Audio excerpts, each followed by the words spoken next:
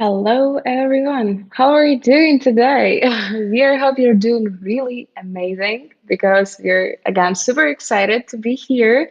It's our second day of workshops, and today we have a bit more business related workshops. So today with us is Cleona.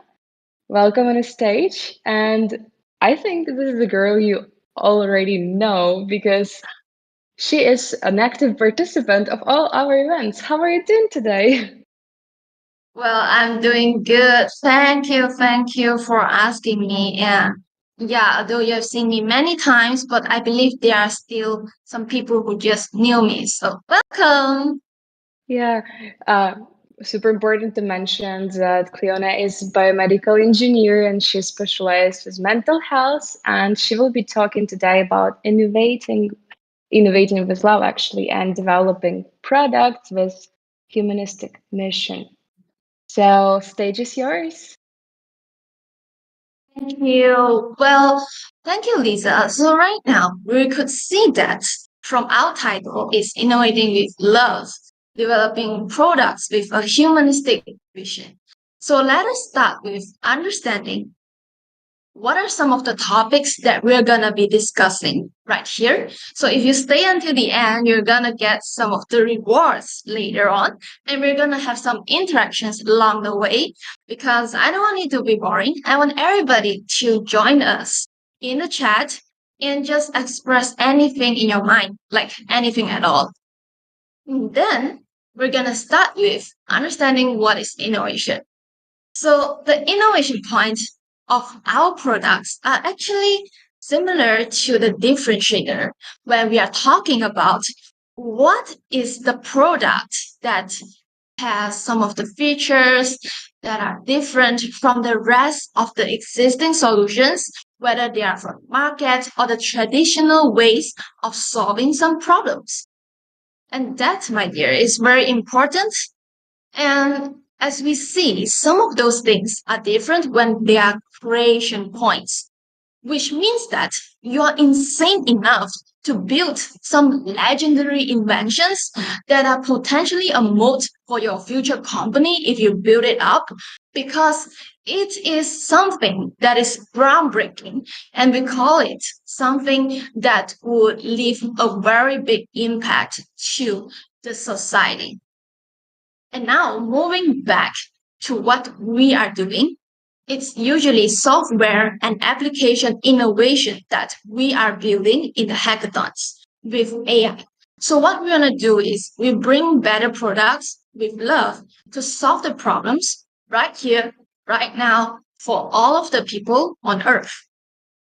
And yes, while we see that many people say to be innovation, we don't know how are the ways that are being accepted in the market, or what are the types of innovation that we want to see in technology. So here are the conclusions that I make myself, that even when I key this into AI, it says, oh, it might not be like the existing innovation, because oftentimes we hear innovation as a word that hype us out when we say that we want something better. But let us specify something here. So first, maybe your product is more cost effective. Well, in other words, it cuts down the cost to build or manufacture something. So usually AI can do this easily because it can do automation. So for example, maybe last time we need to hire like many of the social media marketers, but right now we only need a few who are the decision makers, who are the talented social media marketers, and help us with some of the AI tools that are running on automation. And then also there is like the higher quality. So this one is the one that we aim for most of the times. There might be something, let's say in the healthcare industry that I have been in, that we use like a large amount of time to craft out some of the forms for people to fill up.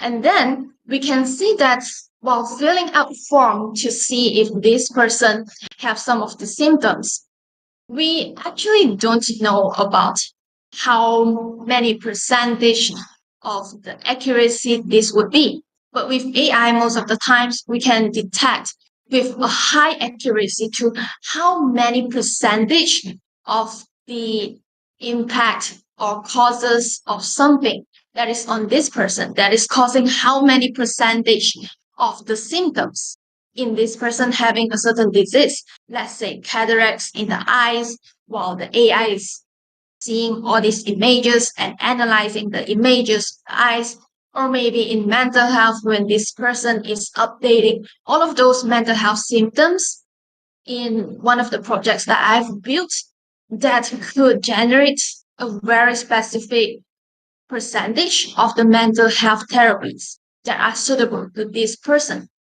And then for more users are satisfied, it means that it's more fun, more useful, more convenient and satisfying. Yes, as simple as it sounds. Why do we just go into OpenAI and see OpenAI Playground? Well, it's a playground right there because you want to have fun with the people and you want to let more people have fun. If today it is a boring way, a boring process of solving a problem, well, people would be bored and they would feel like they want to escape. So what we want to do is we want to use AI to make them feel like, oh my God, this is so interesting. And they would be interested in it. And this is the innovation that not many people talk about. And then moving on to solving problems faster. Well, this thing is how we save the time in each of our progress. So from all the things that I've mentioned just now, you can see that from maybe last time posting some of the social media posters, we take maybe days or months to design something. But now with the help of AI, maybe we will take weeks. And last time identifying like a certain disease, we need to take like months, but now maybe only like an instant. So it is time saving. It is solving the problem in the status quo that we waste too much time dragging our problems. And in the healthcare industry, we can also see that it's about saving a person. And in some other industries, for example, it's about efficiency and productivity. And that is why the innovation in this field is so that important. Well, so moving on, I want everybody to go to the menti.com and use this code to have a little bit of interaction with me right now. So you're gonna see some of the things that you key in if you have the interactions with me.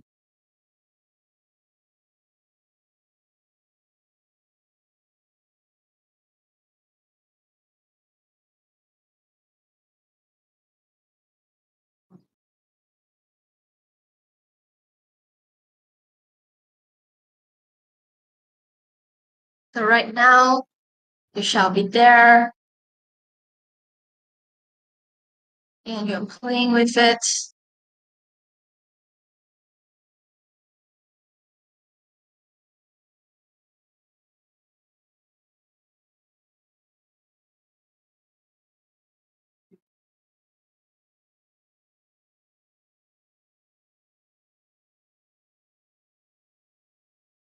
So from this slide, actually, you will see that I've asked you like, who do you represent? Because from all these things that you see here, whether you're from a corporate, startup, academia, government, non-profit, or just playing around, you could clearly see like, why do you want to generate AI? And why do you want to use AI for good? And from this, you could easily detect what are the innovation that you want to have that would solve the problems of the things you represent.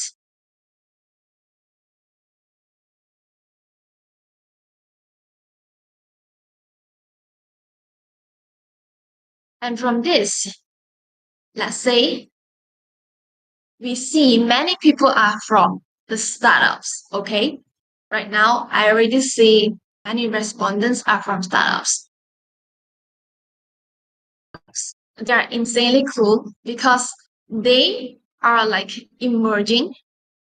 And as you've seen from the innovation that I've talked about just now, you could use any of it that could be applicable to any of the ideas that you're having.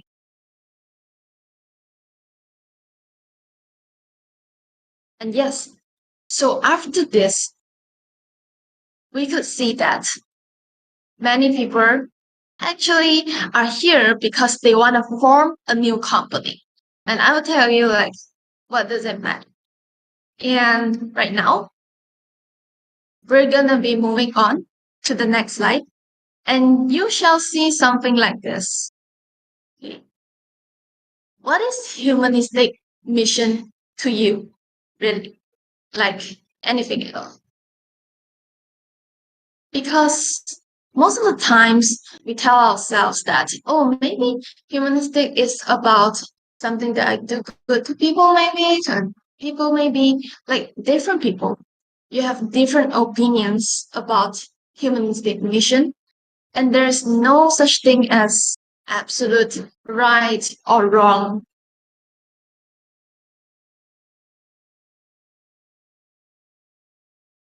And it's important to actually understand about what we think, because I only see one vote right here. Let's see more votes, more people join in with this. I see help, understanding. Well, that is amazing. That is truly amazing. To how you help people with some of your missions in solving problems, understanding, understanding as if having empathy in the other people in your company.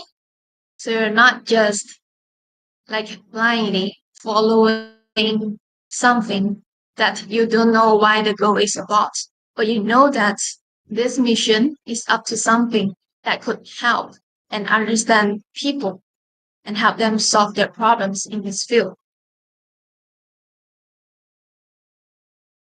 Let us see if there are more. Okay. So I suppose many people have been having something in their mind. If you have anything else, you can type in the chat and let me know. Let us move back to our slide to understand why did I ask you about some of the questions right there and why. So let's get straight into the point. So for humanistic, the only question that we need to ask is actually, yeah, does it empower people? And I love how there is help and understanding just now because it's all about it. Okay, you can say this sentence or rephrase it in any words, and you'll find out that it means the same. When we see human, like does it empower humanistic? A mission, like how everyone in the team is doing what you aim for. So you have something in mind, but having a mission actually means that you want to be a set and you want to set it. So the whole team is actually doing the same thing, um, which means that in the bigger picture, they are going to achieve the same goal. Well, let's say you want to build something that helps in fintech.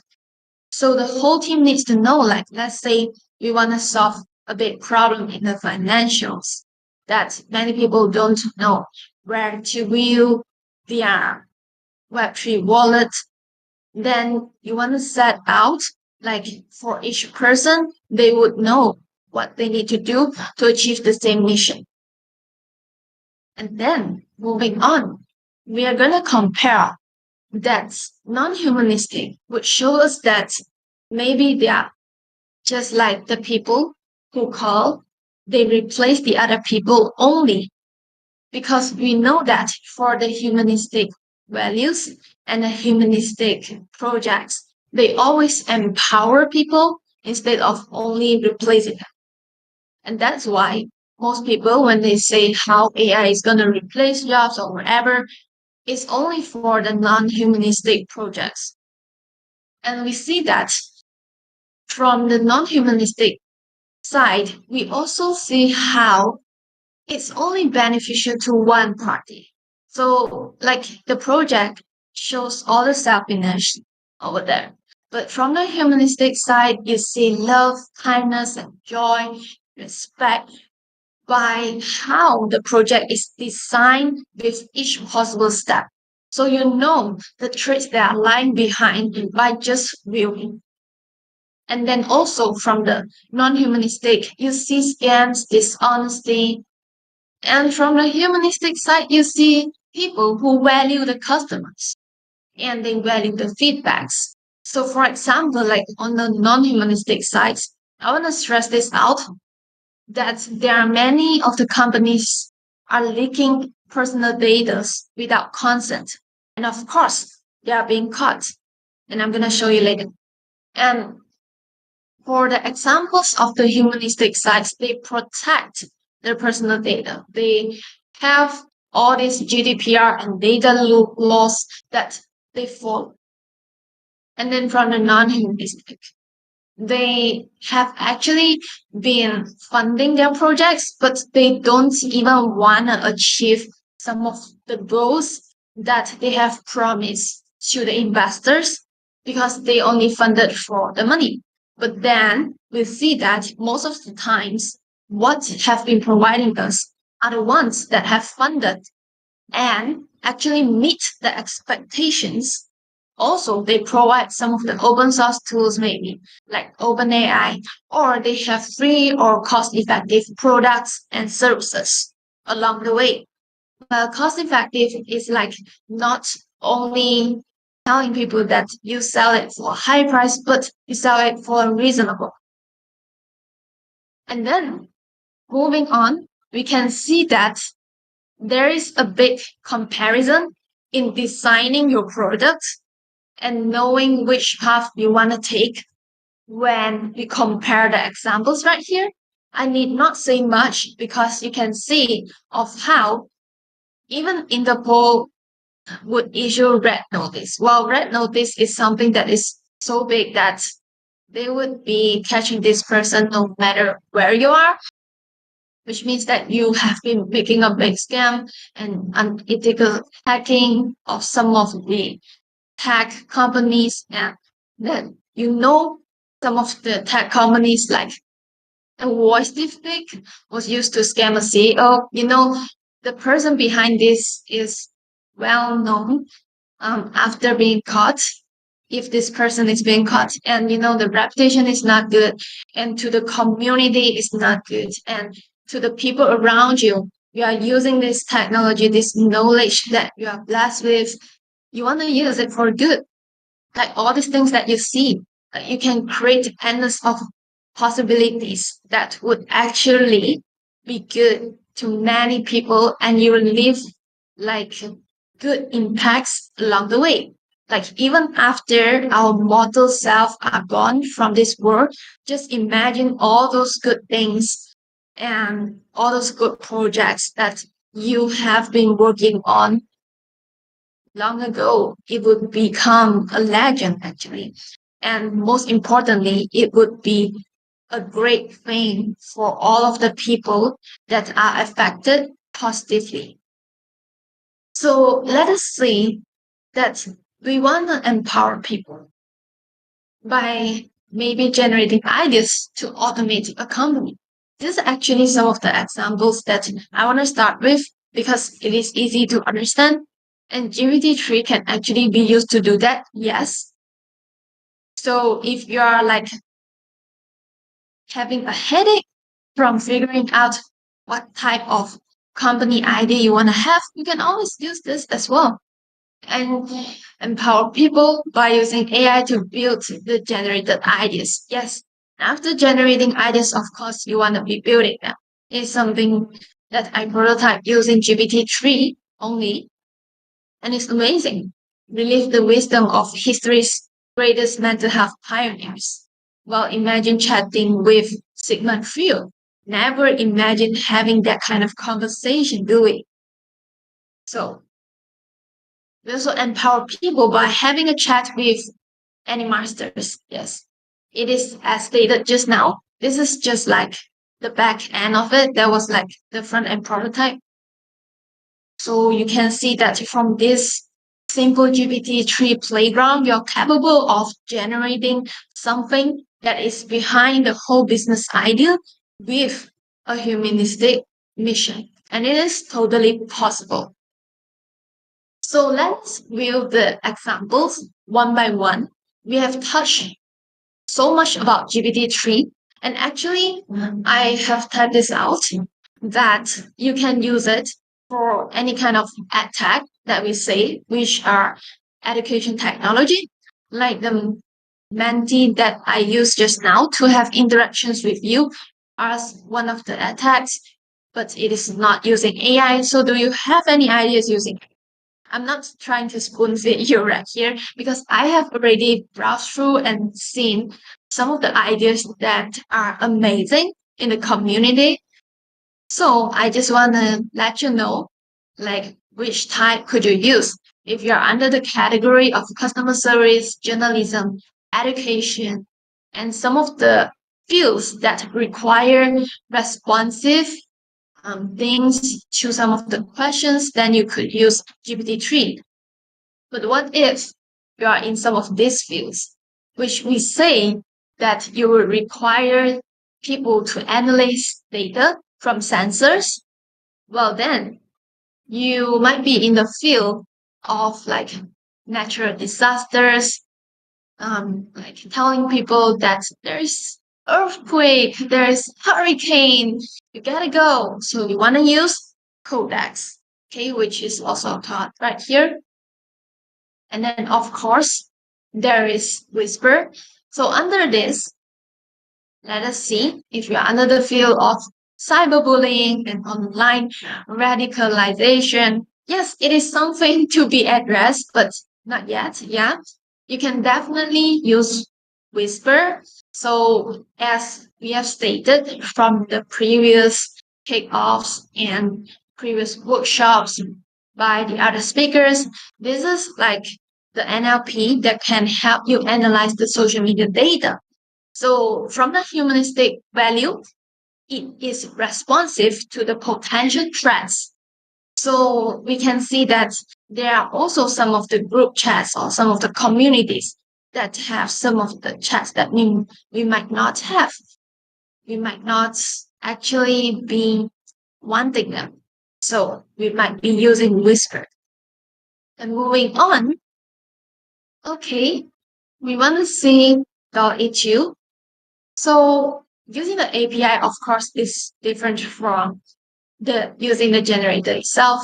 Well, but for all of these pictures, I just want to tell you that it could be used for educational materials. So for example, generate a picture of Slumberland, then I could use it in a mental health technology talk or in the social media of a mental health company that you have to rest well.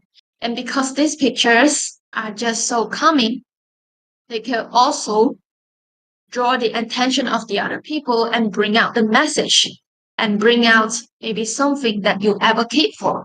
Well, I advocate for mental health, but you might advocate for the other people. Or you might have the target audience that are advocating for something. That is something that you could think of.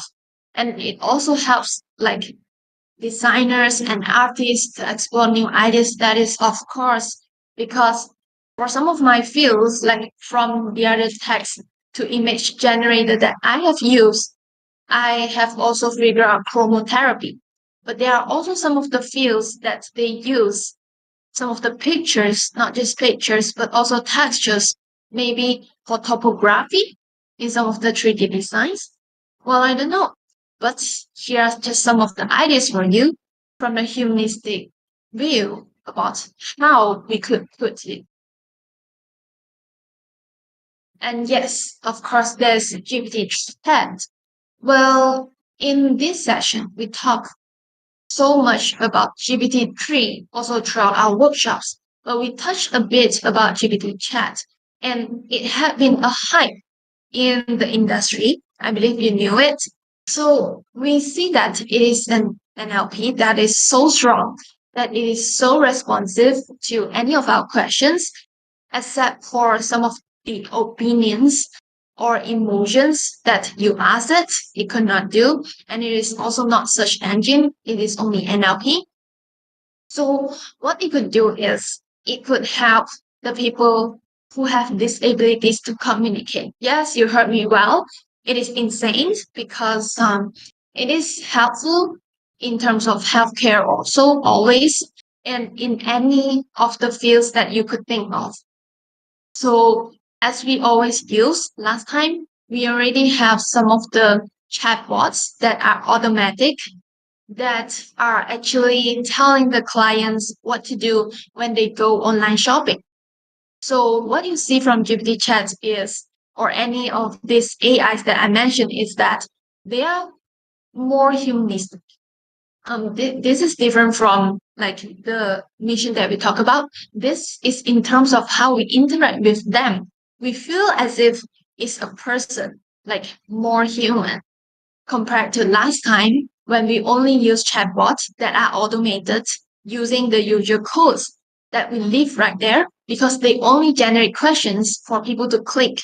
Like if you have used some of those tools, for example, the messenger tool that you have chatbot or last time like Instagram, only the business accounts, like they could have chatbots go there, but they are like not as human even as GPT chat or some of the AIs we mentioned here, or GPT-3. So when we have some kind of interactions of this level right now, it is seen as a big innovation. So we want to know like how we use it. And of course, from the healthcare that I've mentioned just now, like last time, maybe we don't know about um, how to use like AI, or maybe if you have seen like Hawking, yes, I mean Hawking where this go black hole, and you could see like there are some of the tools back then which are used. And what if we are replacing some of the tools inside with GPT chat? Those are some of the like recommendations and some of the imagination of mine. But you could definitely be building something that is way more insane, effective, and innovative than all this. So here is just something like I've typed in list down humanistic missions for mental health projects, and it is giving me promoting mental well-being and preventative care for individuals and communities, providing accessible and affordable mental health services. You see all these things. So if you are running out of ideas, you could also ask it. Yeah. The very good thing about all these tools is that you can use it when you have doubt, and you can use it to build something good along the way. And that is something insanely cool. So next up, we want to talk about risk. Yes, we are all hyped up about AI, but then when we talk about like building these MVPs right here, if you don't know what is MVP, it's basically something that we build, that we prototype, and we use it for a small market. Let's say we run the A/B test using MVP, and only then we would move up to the market. So before that, while building the MVP, we would see all these potential risks that are coming up. And do not, I repeat, just do not ignore them. Note them down, target them, lower the risk. And right here, you can see me writing on the screen, minimize the potential risk. Yes, and I write there, I repeat, minimize the potential risk. So why is it so? Because most of the times you see on the right here, on the right, high risk, high return. But it is something that we always hear And we cannot ignore that it is actually high risk, non or high return. So why is it? So if you have a little bit experience in investing, maybe just say not investing all kinds of companies. Like let's say some of the people they are investing short term and like high risk, high return. They say, oh, throw all the money in the market. So this is not a financial advice, just an example. And you see that sometimes because it is high risk. Well, what does it mean by high risk? Is that there's a potential that you lose everything. So when they say high risk, high return, it also means that high risk, none, or high return. That's what it means. So in that example, we can see that it is same in building a product.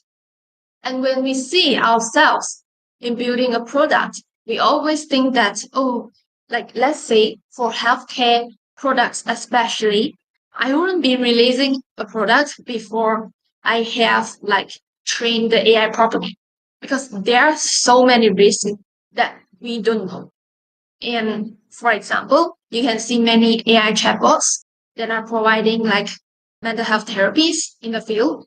They have been partnering up with many, and I do mean many of the mental health care professionals, psychiatrists, psychologists. We have been meeting people, collaborating with many people, and train the AI to the point that the risks have been low.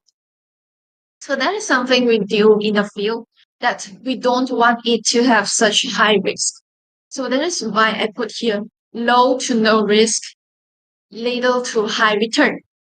So even though it is like little to high return, we would be not having so much risk that we could learn how we want to be having a higher return along the way. So here you can see minimize the potential risk.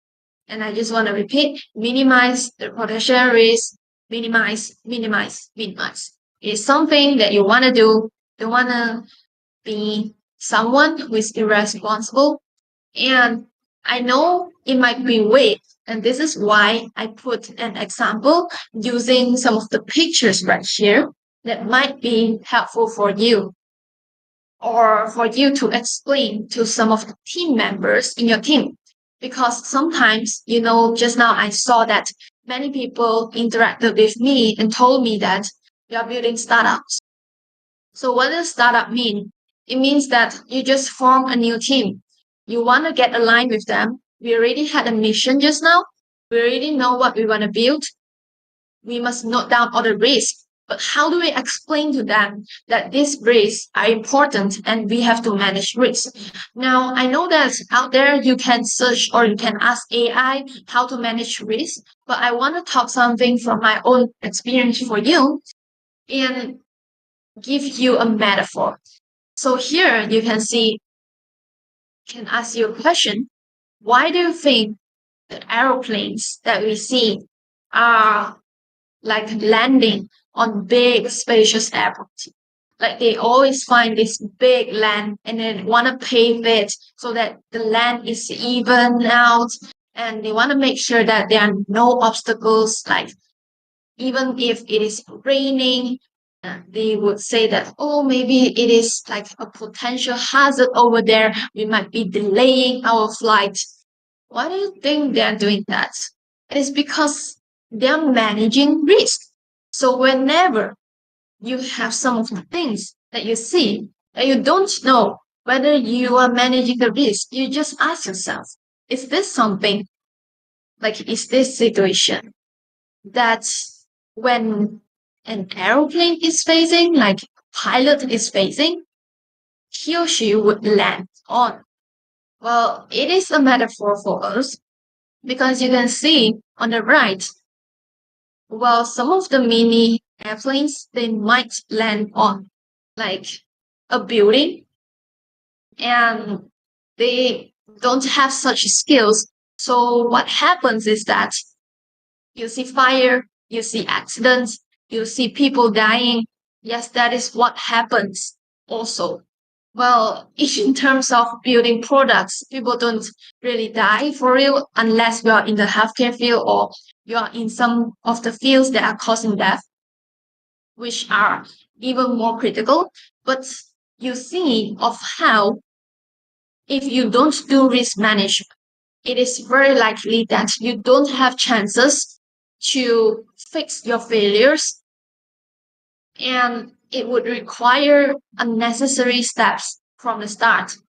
Let's say like building and renovating this building again when you could have just be learning how to like land on the safe area.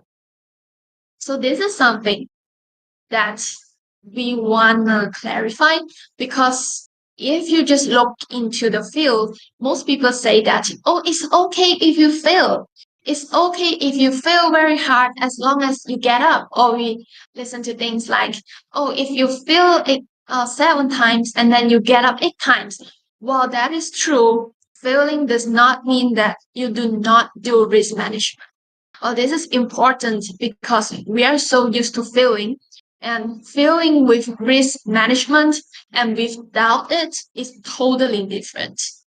Because, like, let's say in this hackathon, if we fail by meaning that we have not been winning like the first prize, okay, it's okay. We can learn how to build the thing and we can leave good impacts, and it's okay. But if we fail by means of, I just published a healthcare tool right there, and people actually get some of the potential risk from using it, then it is something that we do not want to see. It is a failure without risk management. Okay. So we have talked a lot about it because it is an important topic to know while building something and lowering the risk. Yes, I talk about this because are there people who actually still want to land on a building? Yes, of course. Feel free to do it, but only after you have learned skills.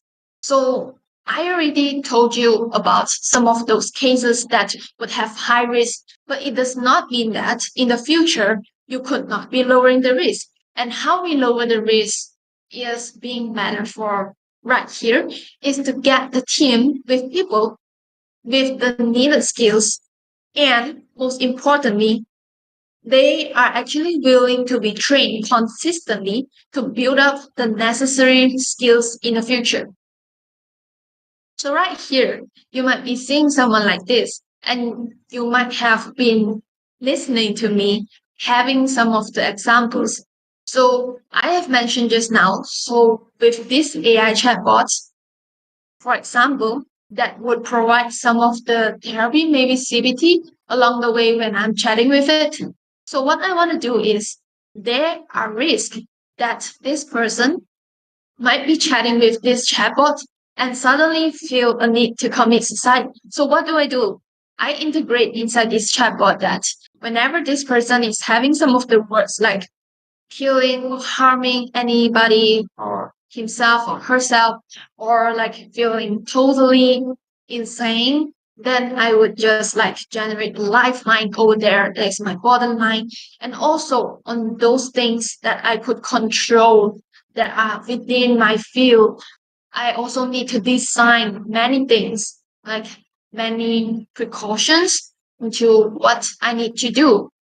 Like let's say this person is like chatting with me, and this person is chatting with the AI chatbot that is generating some weird stuff still, then I'm not gonna be able to publish it yet until this chatbot is up to a level that is talking with the person and not harming the person, not teaching some of the things that harm people. Then only I can publish it. So except from this example, we can see that from the example of OpenAI, from GPT-3 or ChatGPT, they are so good because from ChatGPT itself, you try to ask like, how do you feel? Or you try to say like things like, maybe kill somebody. I'm not telling you to do this. I'm just telling you that whenever you type these things out, you can see that ChatGPT is going to generate a message saying that it does not have emotion, it does not have feelings, it does not provide opinions, and things like that. Why is it so? Why is there always a limit? Because these limits, these borders, are restricting us from certain dangers. And these things are oftentimes seen as the things that will help us lower our risk tremendously. So in any fields, no matter what kind of AI we're using, we want to be doing the same thing. We set borders around it, not because like we don't want it to have the freedom of generating, we give it enough freedom. It's as if a game, it's as if managing an organization, it's as if managing any of the communities. We give them these lines, these borders, so that they would not be causing more harm. And then these borders, we don't just always set them, they are not just fixed. We can always look at the side of the borders and see if we have the potential to solve some of the problems over there, use our skills, leverage our skills, or leverage any of the connections that you meet in the hackathon that could help you. Well, you see, like over here, we have 4 logos. In this hackathon, we also have 4 collaborating companies and organizations. So you see how we want to be like moving these borders and expanding these borders to the point that we are helping people and also within our ability. And with that, I think everyone could get it. And if you don't, or if you have any questions, feel free to always put into the chat box. And yes, over here, I'm going to tell you a bit about who I am and why am I telling you all these things. So I'm Cleona Chi, as introduced just now. And then I am focusing on mental health technology in biomedical engineering field, currently UTM student from Malaysia and on Earth. Well, I have been leader for more than 10 mental health technology projects. Well, they involve different kind of things, robotic to like Arduino, to some of the AI tools and to some Web3 tools and the other things, hardware, software, and anything. Well, I use some of the tools that are existing or beta because if they are in beta version, I'm willing to know what are their borderlines, as I have said just now, what are the risks that I need to manage just now so that I could actually use them for good as well. There's also my LinkedIn.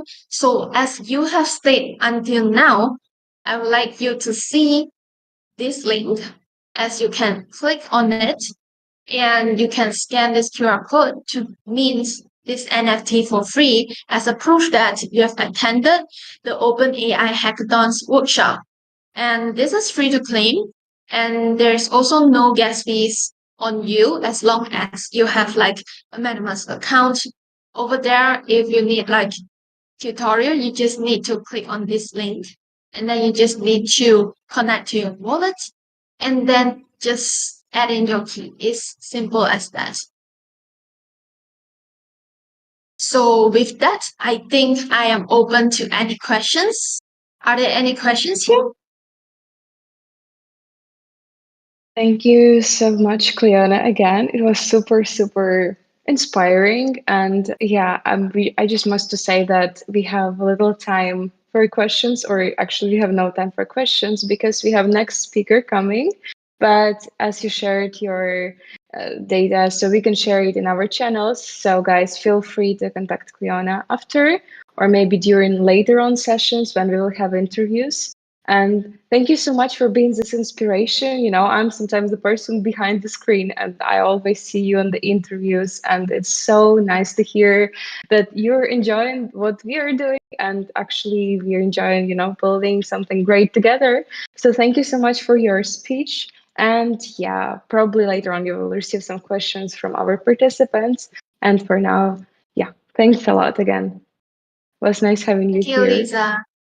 Thanks, everyone. Bye. Big love. Yes, guys. And now we welcome on the stage Nick. Hello. How are you doing? Are you here with us? Hey Hey, hey. guys, can you hear me? Yes. Perfect. Perfect. So, Hopefully hello you can hear again. me. Yes, we Great. can. You can hear me? Nice. Great to see you, Lisa, and great to see Alessia. Great to see you too again. Like, super nice to have you here today with us, talking again and like being with us. So, today with us is Nick, and he will be talking about startups, actually having a workshop regarding startup. And I must mention that he is the person who is improving health and well-being with AI. So, passing the word to you, and yeah, welcome on stage. Fantastic. Thanks, Lisa. It's always a pleasure to be part of the LabLab.ai community. For those of you who don't know, I've actually participated in some hackathons before, and I can't wait to participate in the next. Who knows? Hopefully, I can get a submission before the OpenAI deadline. But yeah, for anyone who hasn't joined the LabLab.ai hackathons, just before I go into my talk, I would encourage you sign up. You will learn off to a limit. Please do it. So and yes, LabLab didn't pay me anything to say that, but I know we only have a short period of time here, but one of the things I'm a big advocate on is using practical tips to help startups generate revenue. And just to give you a bit of background about me, so my name's Nick. I'm an AI engineer. I founded a AI health tech company about a few years ago. So I've had a lot of experience with pricing SaaS products, especially when you build a product which is completely new. You have no idea how to price it. You have no idea how much people will pay to actually use your product. So one of the things I'm a big proponent on is coming up with some sort of business model early on. And this is something you guys, for anyone participating in the hackathon, you should definitely be thinking about. Okay, I'm building this product. Where does the value lie, and therefore how much would people pay? And I'll take you through just a very simple, practical framework that you can apply to any product you're building to come up with a price. Because ultimately, a price is what generates revenue, which puts profit in your pocket and allows you to innovate, create your company, build your company, hire more staff, build more products, be more innovative. It's key. So pricing is I would say the pricing is the golden flag. Once you get that right, it is great, and you'll never stop iterating. So one thing I would want to say, I mean, the great thing about a hackathon is you're already in the midst of developing some product, and that product is going to make someone's life better in some way. And the great thing about OpenAI is that GPT-3 and ChatGPT, Codex have an interesting proponent of product enhancing productivity and saving time. So a lot of the products that I'm seeing generated from the hackathon, that the main value they're creating is either job. Let's say you're taking this product that you built. How much would people pay for this product? And you can't show your hand too much, but you kind of have to throw a price out there and see how people react, and then iterate based on that. So the first thing I would say is, once you come up with a product, and now I assume a lot of people in this hackathon will be building, software as a service product on, Whisper, Codex, or GPT-3, which is great. I'm a massive fan of SaaS products. So one of the things you have to realize is, okay, this is going to help someone's life, but what does it actually help? Does it help them? Does my product, which is built on an OpenAI tool, does it help someone save time? That's the first thing you should ask. And in 9 out of 10 cases, save time, right? That is just the simple framework behind how OpenAI is structured. It's a generative model, which saves time from you as a human generating some output. So I would say the product you're building is probably helping someone's life by saving them time. Then your next goal is to say, okay, well, if it's saving someone time, what is the value of that time? Now, let's take an example here. I actually in one of the hackathons, I think it was maybe a couple of hackathons ago. One thing I thought about is one problem I don't like doing is trailing through all of my emails one by one about just over 2 hours per day processing their emails, right? And that's 2 hours per day. That's also 24 days per year that someone would spend processing their emails. That's a lot of time, 24, almost a month you lose of your life just processing your emails on a daily basis. So what I would build an OpenAI is a product that would automatically triage emails and help me generate responses to you. That product saved probably 50% of my. I went down from spending 2 hours per day processing emails to 1 hour per day, which means I save 30 hours per month, right? It's as simple as that. So I save 30 hours per month, right? And then you have to think about, okay, well, how do people value their time? And the basic way I would say to kind of calculate this is to say, well, just let's make it very simple. What's the minimum wage? What's the average dollar rate per hour for the average labor worker? And we could take something just above minimum wage and say it's $10 per hour, for example. So, okay, so if we quantify people's time at $10 an hour, and I can save 30 hours of someone's time, then how much do I save? I've just saved this person, $300, right? It's that simple. So we are giving a person a saving of $300 per month.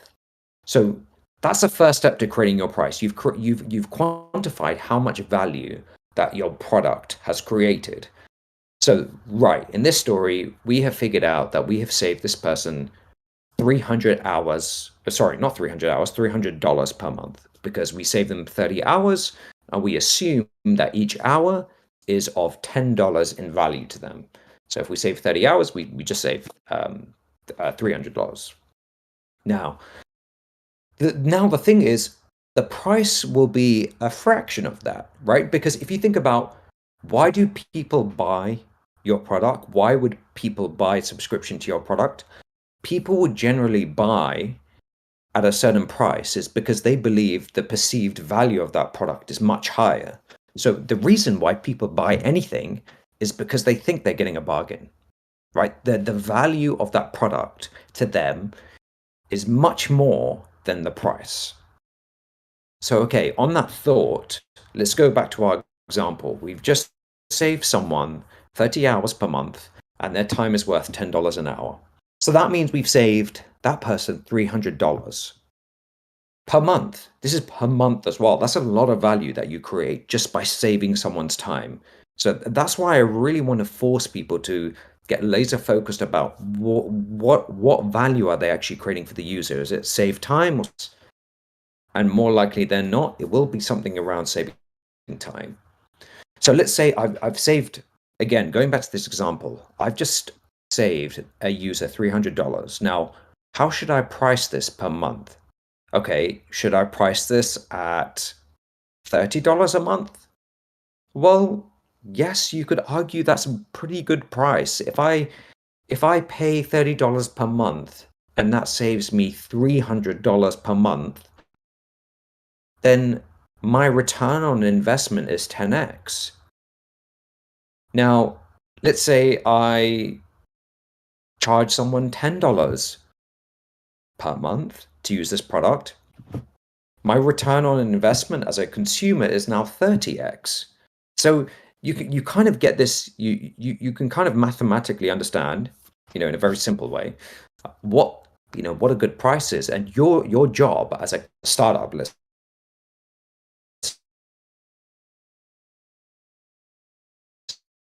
say you're not at a company yet, but you will get there if you get your. Can I maximize myself? And we've answered the first question, right? So let's say we're gonna price our product now at $10 per user per month, and we save someone $300 in value. So okay, great. We've just given them a 30 times return on their investment. Why? This is what you have to say. Like, why would someone not buy that product? It would be dumb of them not to buy it. Excuse my candid language, but I get really passionate about this stuff, right? You're giving them a 30x return on investment. So why would anyone not buy it? The second thing you then have to think about is, okay, I'm getting $10 in revenue. So my startup is now getting $10 in. Then I have to think about, okay, is $10, does that generate enough margin for me? And so what do I mean by margin? It's your revenue minus your cost. That is your margin, right? Your profit. So is there enough profit in this for me? So generally, if you use an OpenAI product, you'll be charged on the amount of tokens that you use when either using the completions endpoint or the embeddings endpoint or something else. So you kind of have to think that this is where it gets a bit difficult. You kind of have to think about, okay, what's your cost in the back end? So like, what is OpenAI charging you to actually serve that user for a month? Now, if OpenAI, if it's costing you $10 per user per month to serve that user, then charging $10 is probably not a good idea. You need to charge this user $20. You need to charge this user $30, I would argue. That would give you another $20 in margin. Now, if you charge that user $30, you can still argue that you're giving them a 10x return on investment, right? So I would say, one of the most important things when it comes to pricing is it's not perfect. You don't know, there's no magic 8-ball that you could use to tell you how to price this product. But the main thing to realize is that you would have created some value in producing this product. Now, the value of that product, the value that you have created, you can quantify by the amount of hours you've saved a user. Because, likely with an OpenAI product, you're saving time to do something that would have taken a certain amount of time. Then you need to think about there's a trade-off between how can I maximize the return on investment for my consumer, but also maximize profitability. And that is not an easy optimization problem.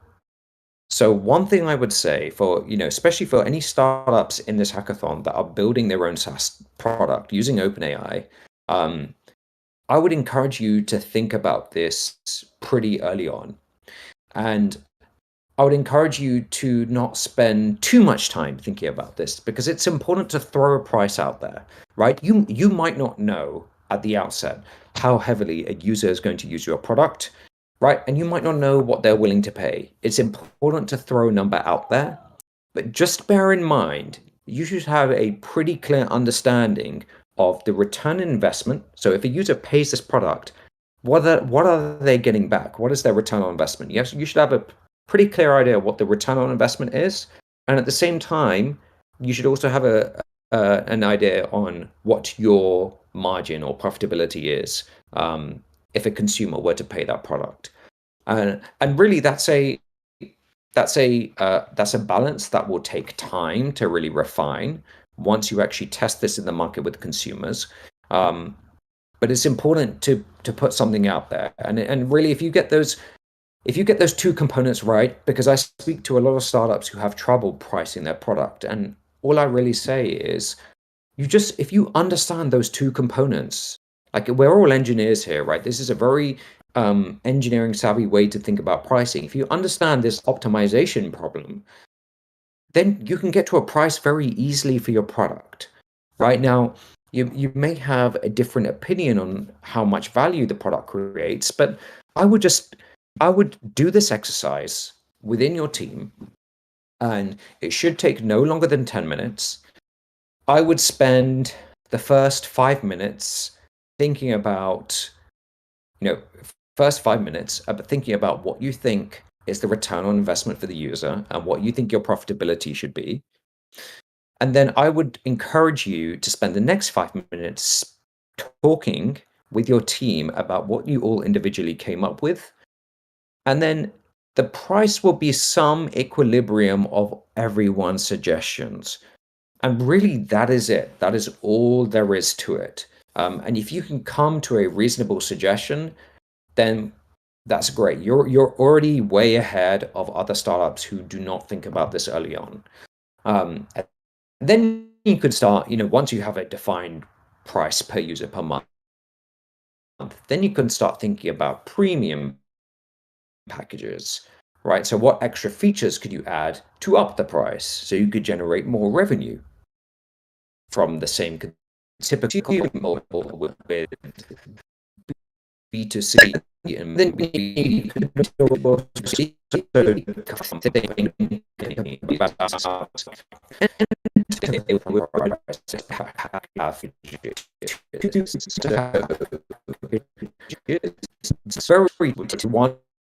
one which was for a basic user, one which is for a premium user, which has the promise of adding in new features that can do something else. Then you have an enterprise package, which is for large businesses. Now, that's really hard to quantify, which is why you'll probably see a lot of, you could quantify that somewhat, but and I would argue for you to do that, but you see a lot of businesses will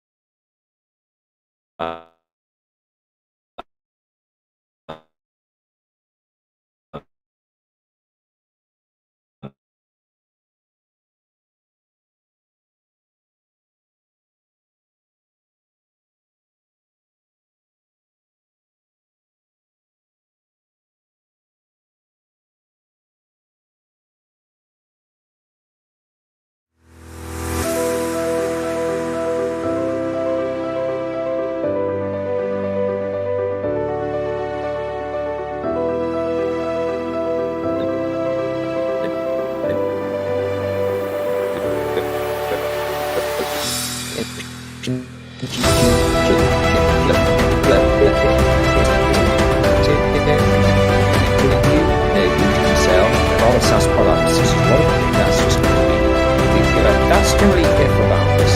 Pretty useful. Yes, Alessia, I can hear you now. You had like a bad connection and a bit stopped. Yeah, because your picture was not like loading. Lisa, can you hear me? Yeah, right now, yes.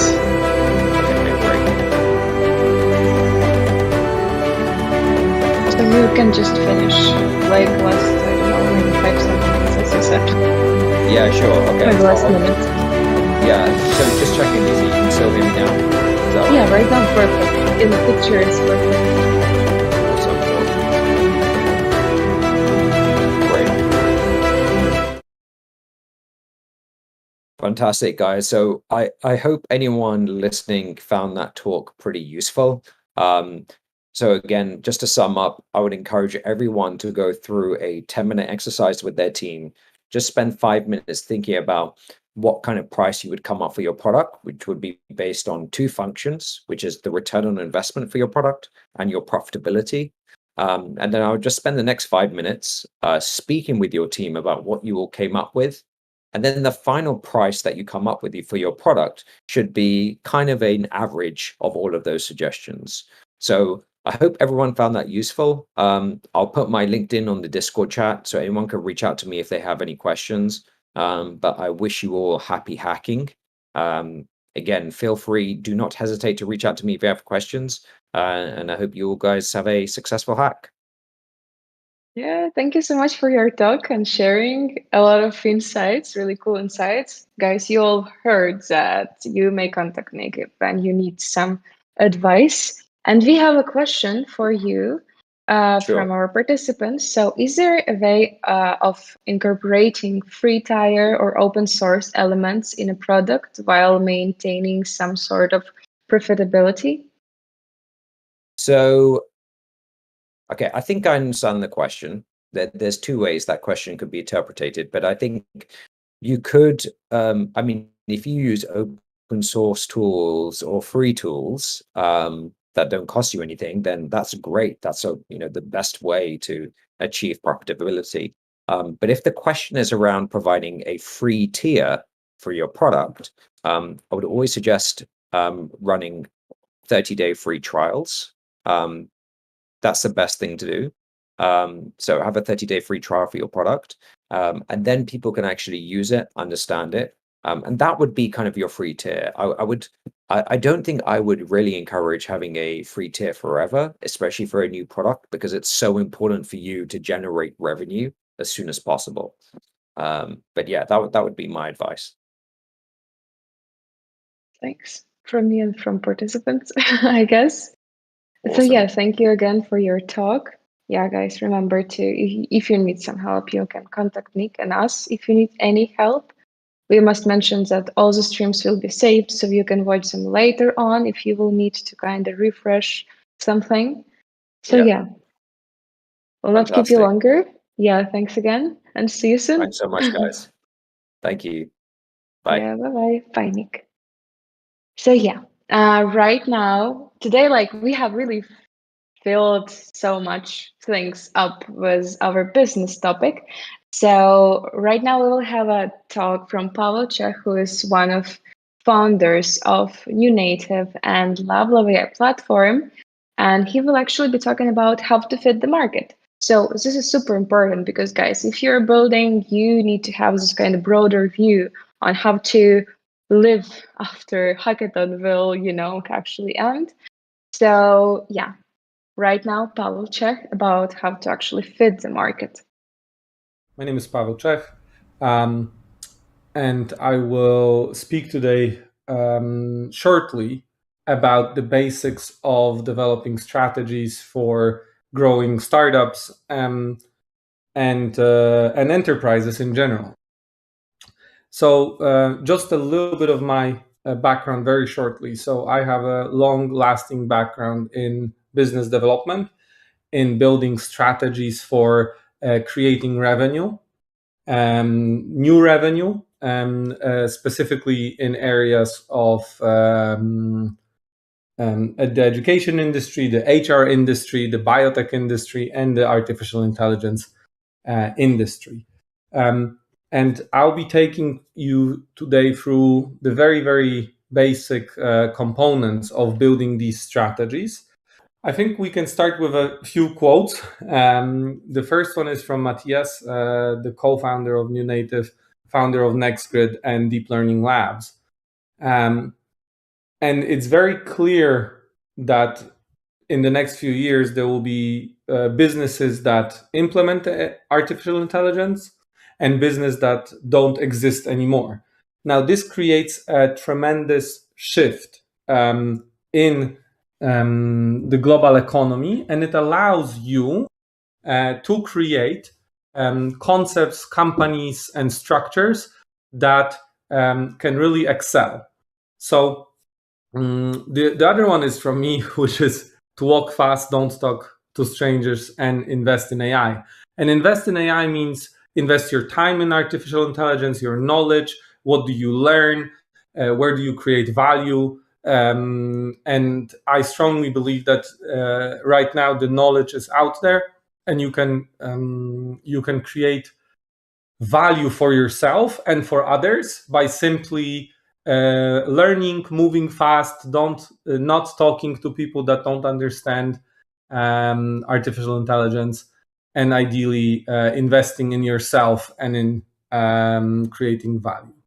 So when talking about what is value, right? What is the value of a company, and how does a company create value? It's nice to think of it as an iceberg, right?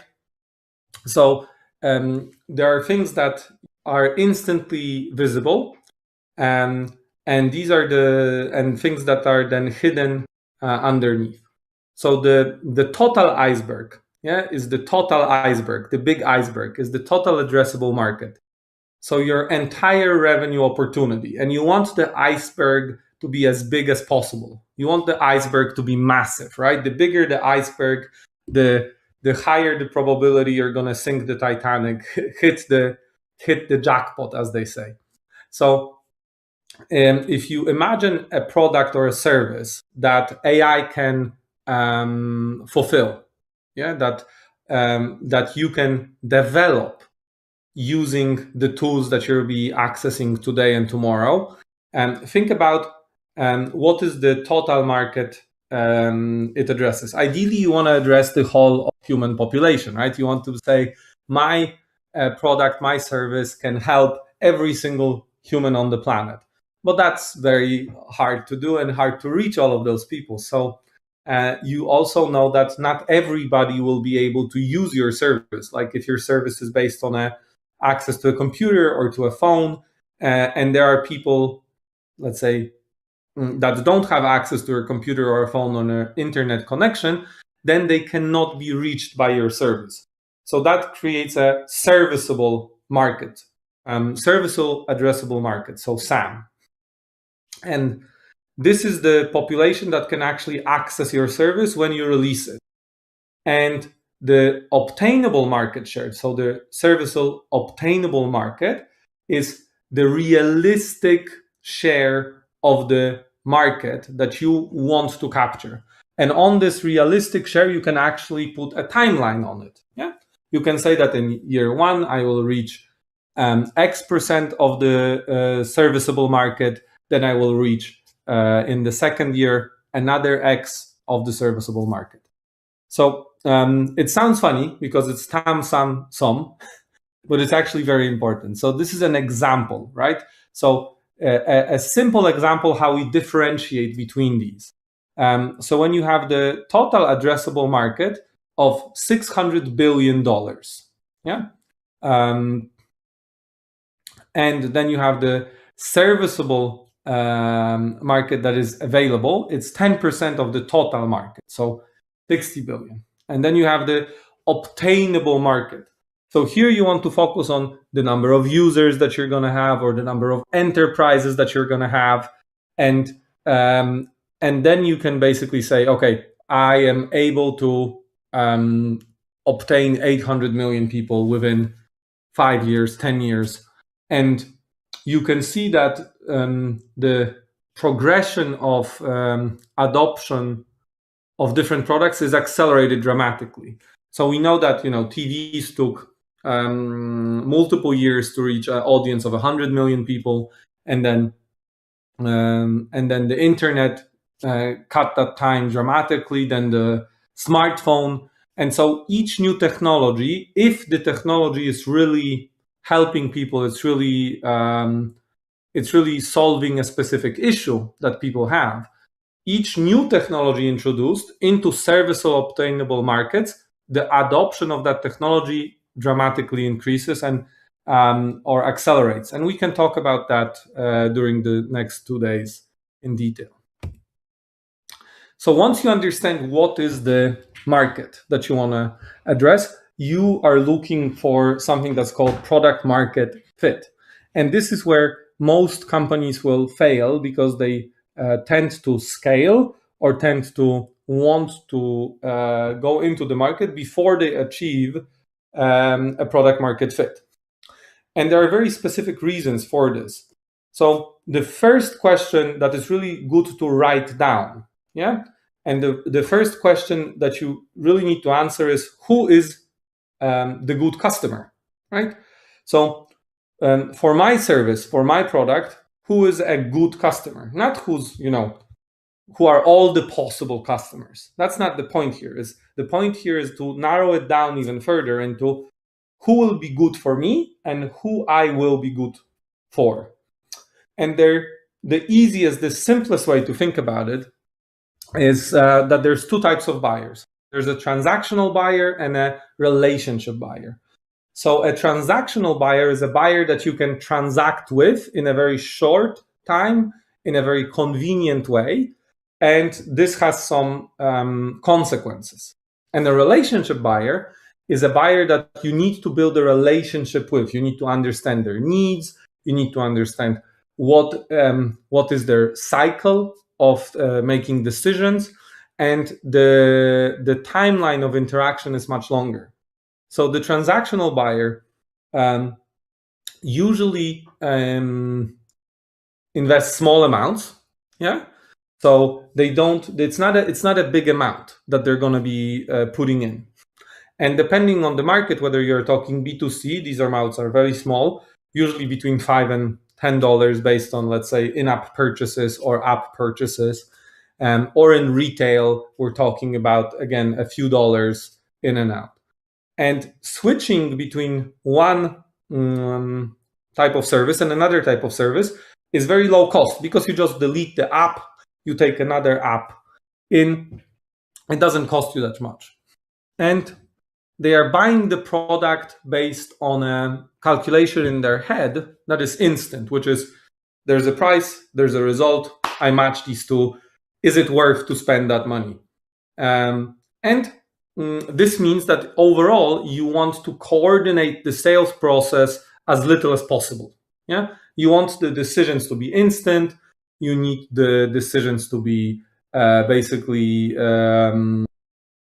things that people don't think about, right? So that's a transactional buyer, and we call that a spot market. So on the spot decisions, it's easy to think about it like that. And then we have relationship buyers. So these buyers think about the purchase in a much longer time horizon. They spend a lot more money, so they invest their time, their effort, their cash in a much more specialized procedure or an asset or a service or a product. And for them, once you get these customers in, the cost for them to switch services is much higher. So they are not only buying the product, but they actually are buying the relationship and the promise of high quality partnership and a high quality organization. And coordinating that process is a major sales effort, right? And we'll talk about this in detail in a second. Now, once you understand who's a good customer, you need to also understand that this creates consequences.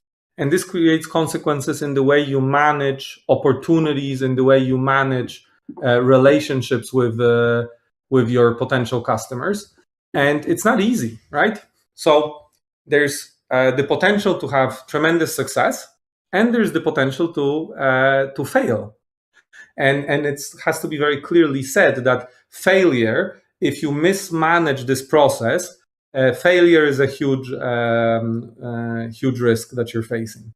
So if you have a strategic buyer, yeah, a solutions buyer, you are building relationship sales around program and resources, and you need to build relationship opportunities. So relationship opportunities mean that the interaction is much more on a personal level, and that you have to build the relationship. And so if your product requires large implementation, it requires understanding of the customer, it requires deep knowledge of processes and products on the customer side, and then you cannot expect to sell it instantly. Yeah, you cannot just put it on the internet and expect people to click yes, buy. You need to build those relationships. And relationship opportunities are simply bigger. Yeah, the amount needs to be bigger because the time and effort you're going to spend on building these relationships is significant.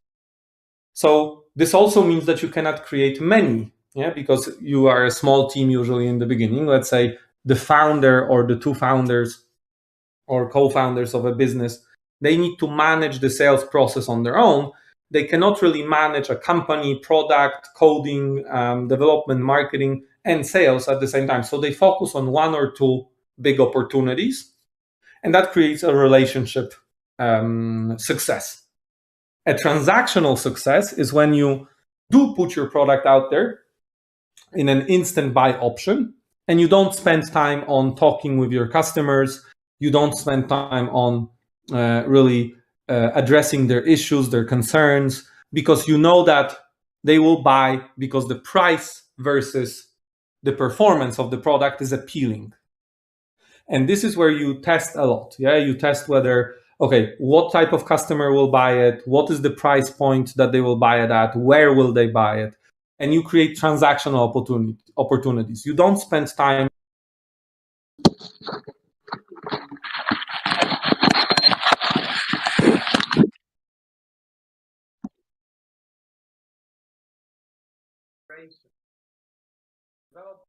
of the sales process, but then when the sales process starts, you don't spend time on each individual sales.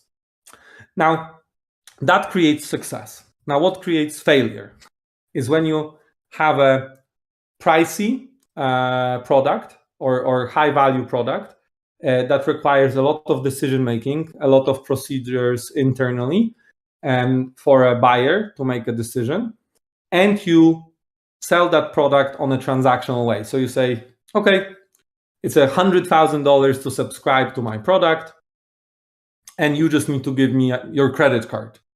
So that's a bit abstract, absurd, but that's how a lot of companies think. They would say, okay, there's a lot of corporations in the world, and all of them will want to buy my product, so I should talk to all of them. That's not the correct way to do it. You have to pick the customers if you have a relationship product and make sure that they are super successful. Yeah. So then it means that you need to pick bigger opportunities, bigger transactions. And if you don't do that, if you pick small opportunities, small transactions, small deals that have, and you try to sell it like that, then you're bound for failure. And the same with transactions. If you have a very small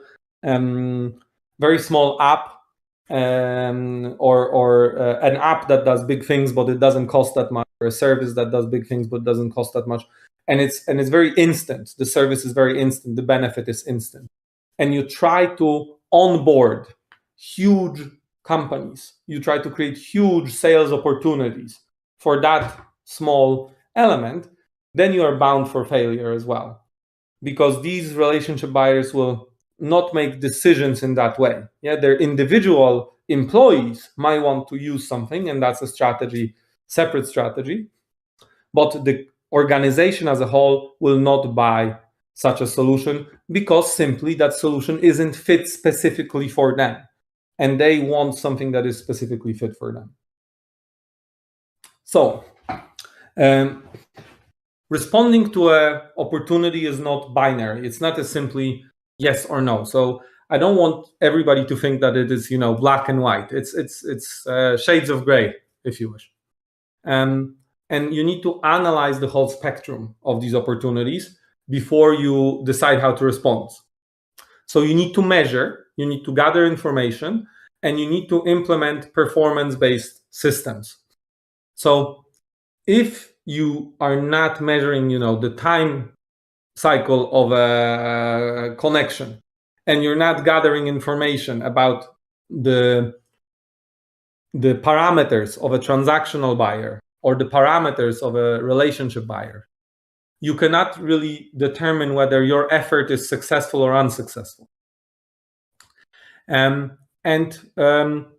Internally, this is very important, that when you then develop a startup or you're working in a big company, resources, so people, computing time, coding time, these resources must be aligned to the opportunities. So if you put all of your resources in creating a transactional product, but then you take all of your activities and direct them to a big single purchase by a corporate, then you have you don't achieve product market fit, you achieve failure. And it's, again, a simplification, but in most product cycles, when you look at product features, the further you are from a instant transaction, the closer you are to a solution. So a solution means that it has specific advantages and disadvantages. So if you're doing transactional sales, the product development is basically creating new features. So you add a feature that creates an easier transaction. It creates a more appealing price versus performance metric. Now, then you start adding APIs, technical add-ons. Then you start adding different features that you can do in-app purchases, or you have specific technical add-ons that require additional payment. Then you're moving closer to a solution. And then you basically go into a custom solution. So I will develop something for you, right? I will use AI, I will use my expertise, I will use my resources and my activities to create a solution for you. And it ends with a completely new business model. Yeah, so you gravitate, if you take that road, you go from something very simple into creating a totally new business model. And if you don't have internally aligned resources for this transition, then again, there's a big chance of failure. So this slide is a little bit more complex, but it's actually a very straightforward way to determine whether you have product market fit. So customer value means the size of your transaction, and the sales strategy means the amount of time you spent with as one sale transaction. So the sales transactions go from low touch through medium touch through high touch, and customer value can range from very small to small and medium to very big. So if you want to have a lot of customers that have small and medium transaction value, you need to have a large number of low price deals. This means that you need to have automated sales, and you need to sell based on a platform approach or an app approach. So hopefully this makes sense to you, because this is the green sector. This is the sector you want to be in. This is the sector that allows you to achieve success. So again, you want to spend as little time as possible with each customer, ideally fully automate the sales process, and achieve a very large number of transactions, and then you can afford to have a small transaction value. So the other spectrum is you have a large transaction value, so you have the Fortune 100, the Fortune 500 companies, but you will spend a lot of time. So you'll have a lot of sales effort, a lot of solution management, right? So it's high touch. It's not only sales, it's also creating documentation, it's creating dedicated business models, it's creating dedicated technical add-ons, as we discussed, right? And for this to work, you need to have a small number of high price deals, and you need to customize your product, and you really need to build a relationship with your customer. So this green area very small and low touch are your ideal transactional customers. And this green area, so very big value and a lot of effort, are your relationship customers. Now, what's very easy to understand here are the red area, right? So you don't go there from day one. You know that you cannot go there. So having a very small transaction value and a high touch. Yeah, so a lot of effort for very small transactions means this will never be scalable. And a very big transaction value, but you're trying to approach it with a very transactional approach, simply doesn't work. Yeah, so it simply doesn't work. No big customer, no big transaction value can be generated based on very low effort in sales. And then we have the green area, the yellow area, which is the uneasy middle. And the uneasy middle is where companies go to die. So here we know it doesn't work. Here we know it doesn't work. Here we know it does work. And here we know it does work. In the uneasy middle, you are going back and forth. You're thinking, okay, maybe I will find a bunch of smaller customers and I'll do a little bit of service for them and they'll pay me a little bit more and so on. So these are typical service companies. These are typical service companies that try to perform or find their niche in a market that is not big, not small, and kind of try to build the relationship, but can't really spend much time on it. And these are not scalable companies, right? So if you're doing code, if you're doing software, if you're creating a product that is meant to be scalable, you don't want to be here. And so once you achieve product market fit, then you develop your sales strategy, right? So here we won't go into a lot of details, but sales strategies at the very basic level, obviously there's much more complexity to it. Range from e-commerce through direct sales to retail, indirect sales, and component sales. So your company, your startup wants to reach the customer, right? The customer, yeah. So the customer sends you money, you send the customer products and services. Straightforward. The question is how? So in e-commerce, it's direct. Your startup sends the product or service to the customer, and the customer directly sends you money. Super easy, super straightforward. The question is, can you build a relationship with a customer if you are selling directly to them online via an e-commerce solution?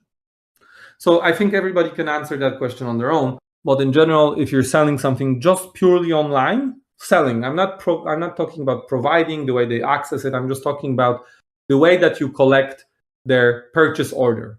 If you want to do it completely online, then you're most likely not going to be building a relationship opportunity. You are building a transaction opportunity. Yeah. So this determines how you align your resources and activities and what type of size of transaction you are proposing and to which type of customer and how much effort, right? So e-commerce in general is low touch, small value. Direct selling. So this is where you introduce sales representatives. And in startups, it's most cases, it's the founders who are sales reps.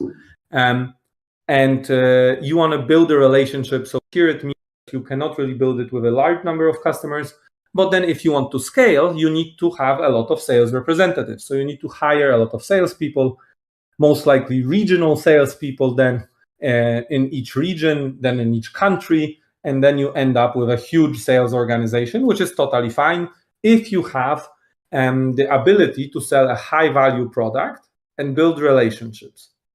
There's also the possibility to go through retailers. So retailers basically take a much bigger chunk of your revenue. Yeah, in many cases they will take 30%, like Apple or Google take 30%. Kuba, are we still on? Just making sure. Okay, cool. So and retailers will take a big chunk of your revenue. And this means that there's less money left for your startup, but it also means that you don't have to build a relationship with a customer, and you can create a low-touch product with a small value that a retailer will build the relationship with the customer. It also means that you get a lot less profit. So it's a decision to make. And going forward, you can have distributors. So you have somebody that builds the sales force for you. Again, this means that you are left with even less profit, and it means that you need to manage the distribution network, and you need to manage the people that are in the distribution network. And in many cases, this can be a very, very successful strategy, because if you have a simple solution that everybody can sell, but you don't want to spend time on building relationships with customers, you find people that will do it for you. And finally, the OEMs. So if you are just providing a component of a bigger product, so with AI, it's very easy to imagine that you create a component that helps another provider dramatically improve the service to their customer. So you sell your part, your little element, to somebody much bigger. Again, this means that you collect a lot less profit directly from the total solution, but your road to market is much shorter, right? So it's much easier to find those OEM providers. That's it. Thank you very much for joining us. Hi, everyone. Good evening, good afternoon, or good morning. Product market. Oh, hello again from me, and thanks, Pavel, for such a nice insights. We're all here. Hope you guys enjoy it. And today was such a productive Sunday evening, I would say. We had 3 workshops, and I guess you catched a lot of cool information which you can use later on building your project, and maybe in the future startup, and later on, a whole business and the whole ecosystem to kind of be, on the flow and feel yourself comfortable and confident. So I'm super thankful for all of you who joined us today. Tomorrow we will have winner announcement stream from Generative AI Cohere Hackathon, which was happening a few days ago, a week ago. So feel free to join, because there will be the best teams presenting their projects, and then we will announce the winner. And we are continuing with our workshop from OpenAI Hackathon on Tuesday. So stay tuned, follow our social media, and we will be updating you with everything.